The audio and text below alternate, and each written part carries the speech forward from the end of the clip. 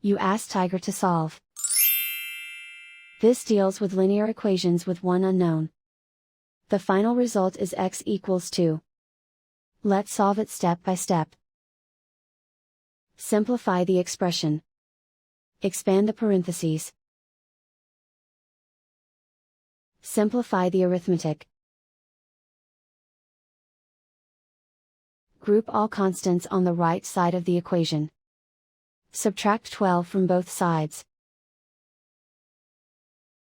Simplify the arithmetic.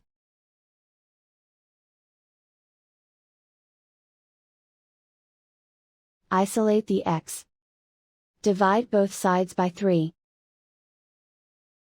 Simplify the fraction. Find the greatest common factor of the numerator and denominator. Factor out and cancel the greatest common factor. And so the final result is x equals 2.